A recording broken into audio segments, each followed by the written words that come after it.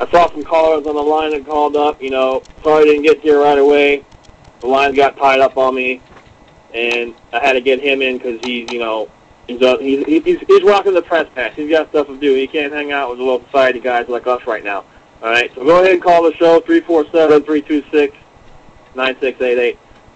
Let's get into some news. You know, and as you heard Eric on the line talking about, you know, Rex Ryan's dealing with Footgate. You know, I'm sorry, I can't. You know, a little smile broke out on my face. You know, I'll walk it up. I'll be more professional. But apparently, you know, the Footgate thing. If you go on YouTube, there's a video basically of a woman who looks strikingly like Rex Ryan's wife, Michelle Ryan, lounging out in an SUV with her feet hanging out the window, and, you know, no shoes or socks on. She's just chilling, and you hear a guy walk by, you know, with a camera, and he's basically like, "Excuse me, miss, are those your feet?" And it sounds just like Rex Ryan. Well, it goes on from there, you know, blah blah blah.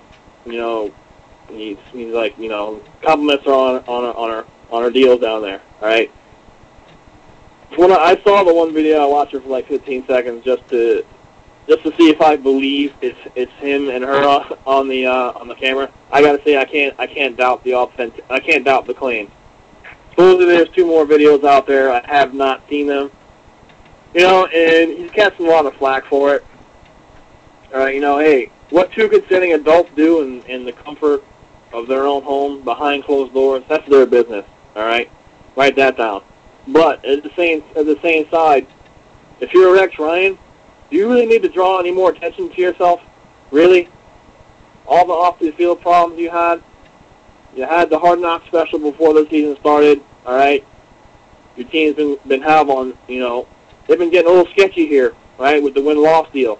All right, so not sure this is the best time to be, you know, making videos of you smelling feet. You know, if that's what you're into, hey, more power to you. Whatever blows your hair back. That's what Eric was getting at when he was talking about Footgate. All right, little something else. You know, again, feel free to call the show, 347-326-9688. Get in there, give me your 2 cents on the picks. Give me your 2 cents on Footgate. You know, hey, if you can appreciate a girl with nice feet, or if you're that guy that likes the bunions and calluses, you know, maybe the gold toenails, hey, whatever blows your hair back, like I said. But on more serious matters, UConn women's basketball team getting a lot of press, right? They had an impressive winning streak, 89 games, you know.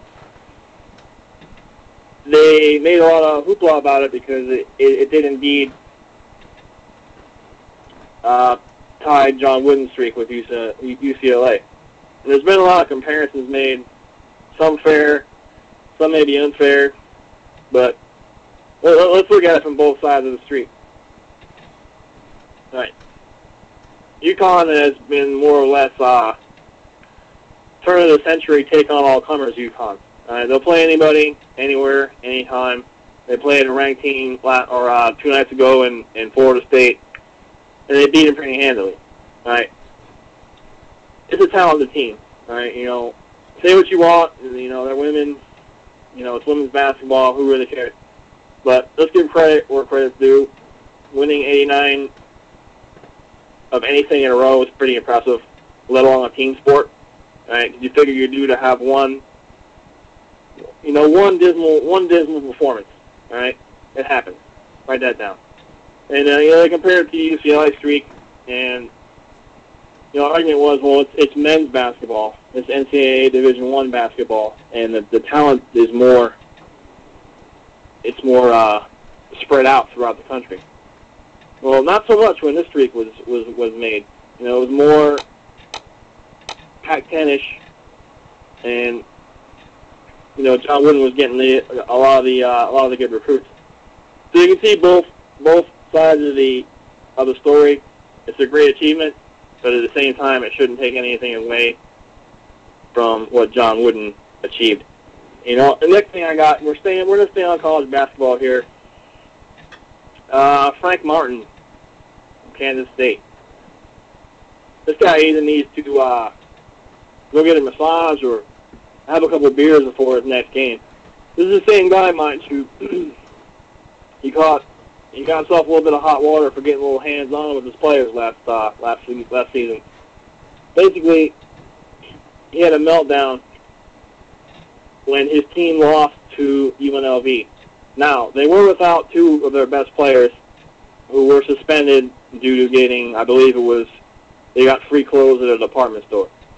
All right? They got caught. They were suspended. They weren't dressed. They weren't with the team.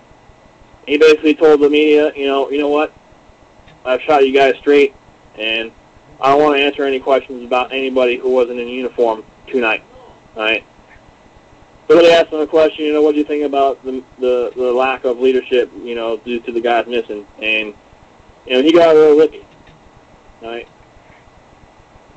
I understand you're a Division I head basketball coach, all right? But the media can just as easily turn their attention to a team much better than yours, all right? To a Kansas, all right? To a Memphis, to a Georgetown, all right? You don't need Kansas State coverage, all right? In other words, unless you're living in Manhattan, nobody cares, all right? So, if I'm a player, I probably don't want to go play for this guy, all right? One of his players gets his tooth knocked out, and he's basically making fun of the guy, all right? I'm not saying, call a timeout and hang up, start up a triage center, all right? That's not what I'm saying. But, let's be a little bit more compassionate, all right? Let's not turn into Patton up there, guy. It's one basketball game, okay? This is in the NFL where you lose one important game and you got to start rethinking your whole life, all right? So, from that, we're going to skip on. We're going to go to some NFL coverage, all right? Kyle Orton, he is unhappy that Jesus is starting. All right, and we talked about it before on this show. Kyle Orton, he's a Game Theory Radio favorite from Purdue. Write that down.